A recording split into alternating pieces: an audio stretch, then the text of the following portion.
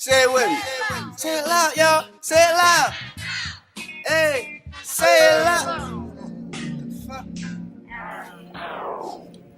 Over the years, a lot has changed. A lot of bloodshed and body slain, all due to the color and our skin that we retained in this wild. But one thing that remains the same: the fact that I'm black.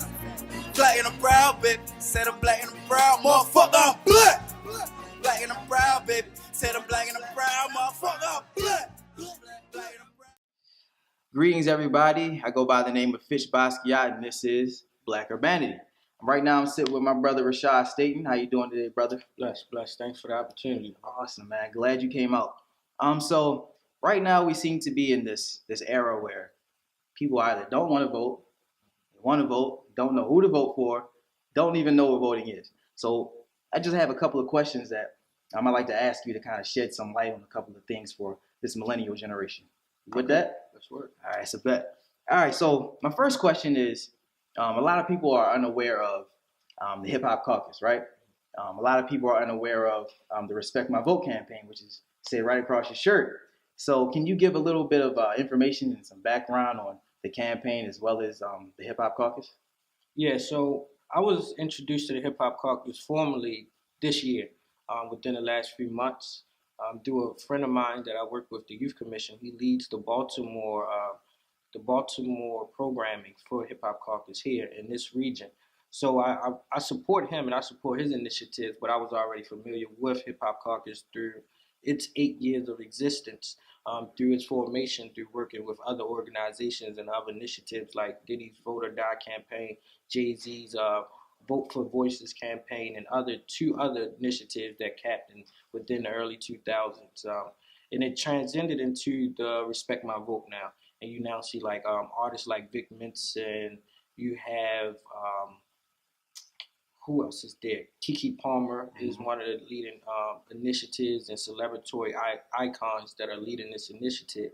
And that's what the Hip Hop Caucus does, is uses the hip hop culture to advance the narrative of us being civically engaged, to re-engage those that were normally not even cared to vote or to be politically engaged, and try to bring that narrative for them to be culturally relatable, to understand politics, but also know the policies, the legislation, the elected officials, and inform them, because Hip Hop Caucus is a nonprofit, but it's also nonpartisan, which means it's here to serve the communities as well, and it's not for profit purposes, but it's also not to support one particular elected official.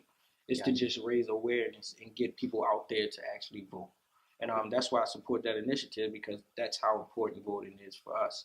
I don't think anyone can force someone to vote or make them feel obligated to vote, but you can raise awareness to show how important it is if they become involved in the voting process, and things of that sort, and not just voting for your national elected officials, but all the way down to your local elected officials. That's when it becomes even more crucial, right, more important, because based off of the different tiers of levels, it's going to be based off of the impact and the actions it have on our immediate lives. So working with them within the last couple months now, being a model and facilitating discussions and things of that sort, and even being at the event where they had the Hip Hop Caucus in the Department of Justice that deals with the aftermath of the Baltimore City uprising, and how we can create a consent decree to change the landscape of police reform in Baltimore City. It plays a part on it, and to know that the hip hop culture is leading this discussion is very important, but it also is very entertaining, and it's very educational too, because it's like now I can not just talk about the boring aspects of politics, but I can loop in my favorite artists. I can loop in some of my favorite songs. I can loop in some of the same imagery that we get from our hip hop community.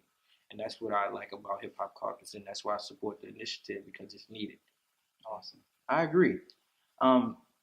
It seems that music is influencing, this culture of this millennial generation a lot. And, a lot would say that there's a lot of negativity coming out of, certain aspects of hip hop right now. But it's awesome to see that we have this Hip Hop Caucus, that is, combining these civic duties, and collaborating them with hip hop, so that, the kids of this generation can actually understand the importance of voting, and then kind of get some more information on why they should vote. Now, this is leading to my next question. Millennials of this generation, they don't want to vote. They don't have anybody to vote for as far as they're concerned, especially African Americans, right? So, what advice would you give to those African American, millennials who are able to vote? What would you tell them? Would you advise them to vote, or to pick a side, or what exactly would you advise them to do? First, I would say that voting does matter. Does your vote count? That's up to your own perspective and things of that sort. But your vote matters, and it has an immediate impact on what you vote for and who you vote for. Because that situation, you're putting in place someone to speak on your behalf and to do the betterment of your behalf when you're not even there in the present. So voting does matter.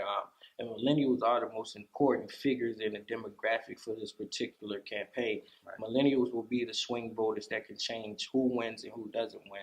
Millennials can be that swing voter that decides what priorities or legislation or bills are supported and which ones are opposed and not even put on the floor to be passed or voted upon.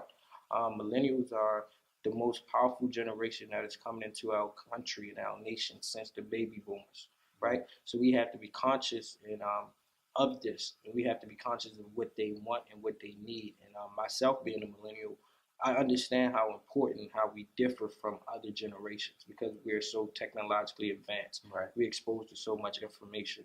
We're exposed to the normality of just researching something with the thumb of our finger, right? So it's like we have that accessibility to find the truth and find the dishonest truth, right?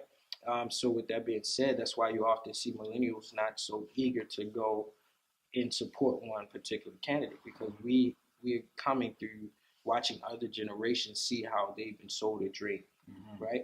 We've been seeing other generations being misled, misguided, in hopes of thinking that they were giving the fruits of their labor to find out that fruit was rotten before they was even handed over to them. Right. So millennials don't even want to go and deal with those same mistakes anymore. It's like, how can we be more self-conscious and aware of what's going to happen in the political landscape so that we don't repeat the same, right? Okay. So with millennials at its census now, we're not going to have that particular candidate that's going to speak for us, just like certain social movements that happen now with millennials. They don't have that one particular leader because we saw what happens when you get that one particular leader. They can be, like Basquiat says, all kings die with their heads cut off. There you go. Right? So why would we put our leaders on a chopping block to be their heads cut off or assassinated publicly? We just won't do that anymore. We see the mistakes and we're here to reform it much. So that's how important millennials are, that we're going to change the trajectory of politics. And the government, our elected officials know that, and they will have to adapt. They're going to be willing to adapt, or they're going to be forced to adapt to the necessities, the needs, and the wants of millennials. But millennials have to know how important they are to that, so we can receive those platforms, those voices, and those seats at the table, and actually carry out what we want. So millennials are definitely changing the millennials are definitely changing the political landscape in the face of politics moving forward. And I think after this election, the political landscape in this country will be completely different from other times before. And even after those that do get elected, after their term is over with, millennials will then have to revise and reevaluate what we've done. Okay. So we won't continue, but we can always move forward in a more positive and progressive way. So I'm here all in support of millennials changing the political landscape because that's what we are doing. That's what the baby boomers did, and now it's our time to step up to that plate. And we're going to throw a home run. Almost deaf, bro. Now, we have millennials all over the United States, but then we have millennials here in Baltimore, Maryland. And there's been a lot of things within the media that have been misconstrued and kind of showed in not the most positive light. And millennials here, they're on their toes right now. Millennials here, they really want change. So what do you expect, or what would you advise the millennials here in Baltimore, Maryland, the African-American millennials to do before they vote? Or if you advise them to vote for anyone specific, or if you have anything, I guess wise to tell them right now, what would you tell them? I won't fall into the pitfalls of forcing someone to vote for a particular candidate or a particular party, but to know that whoever you vote for, go out there to vote. Don't not voting is actually a vote itself. right? Because if you didn't put your input into it, someone else did, which means it doesn't balance out that energy, right? So I wouldn't say vote for a particular candidate, but before you go to that poll, do your own research. And don't just do your research from what's being sent or presented to you over TV or through the news or things of that sort. But what are you actually researching for yourself? What are you using as far as your phones, your computers, your social medias? Are you looking back and tracking these elected officials that are out here supposedly representing you, right? And in any city or any community, especially African American communities, we are often the muse and the catalyst to what we want, right? So we understand the importance and the value that we have and the presence that we have. We can continue to dominate and guide what we want as outcomes, right? So in Baltimore itself, millennials, since the uprising of last year or the riots, however you want to categorize it, since last year, the world, the nation have given millennials in Baltimore a voice and a platform to be heard.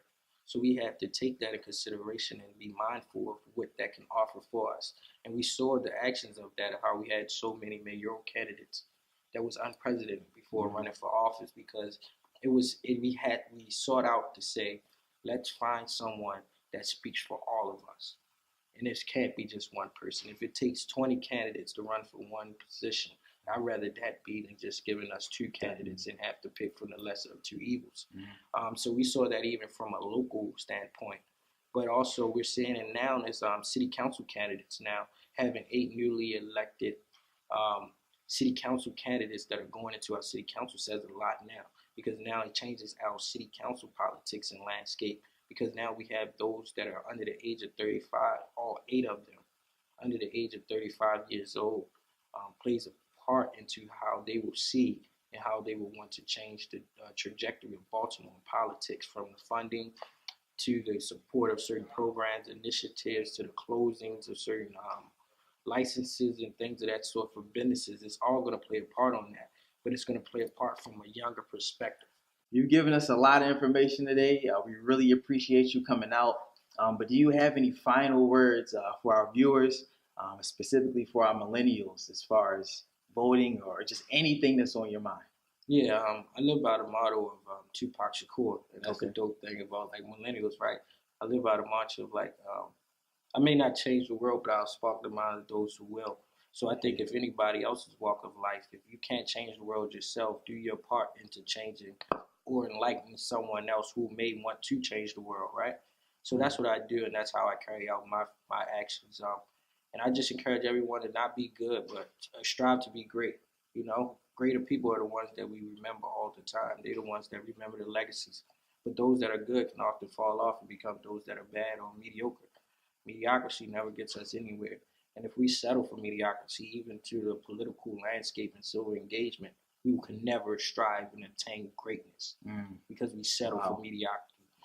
So in any aspect of life, that's why I do my service to my community, and my service and my purpose in life is to change and spark that world and that mind. And that's why I support Respect My Vote, and that's why I support Urbanity Black, because it's needed, it's a necessity, and it's valuable, and it's here, and it's going to stay here because that's what's needed in the world that we live in. So I encourage everyone else to go out, because your vote matters, and you can determine if your vote is counted. But you not voting at all is also a vote, and be mindful of that. So when we wake up the next day after election and we see those that we thought was not going to get elected, and they are in that seat, understand that when you wasn't at the poll, that your vote still counted. Regardless. So at that point, respect yourself to have your vote respected in this world, and continue to support initiatives and programs and blogs and social media outlets as yourself, and Urbanity Black, because it's very important, it's needed, and it's cool. And I'm here to make civil engagement and civil duties cool again. Definitely. So thank you, bro. Thank you, man. I appreciate you always. Man. And look, we know it's not going to be the last time we seeing you. We'll have you back. So stay tuned for more on Urbanity Black. Peace. My black skin, my melanin, my sun charged black gas, black power I represent. Black power, black power, black power. Stand for my people on every second and every hour. Stand for nothing or fall for anything. I'm a tower, raining knowledge on my people. These are everlasting showers. They know we are greatest, that's why they want us dead, they cowards. So they knock us, cause once we realize our true potential and what's really essential, who gon' stop us? Yeah, I said we are kings. Made in God's image, born creators, born lovers. I don't know who taught y'all to hate us and say fuck us, but I'm black. Black and I'm proud, baby. Said I'm black and I'm proud, motherfucker.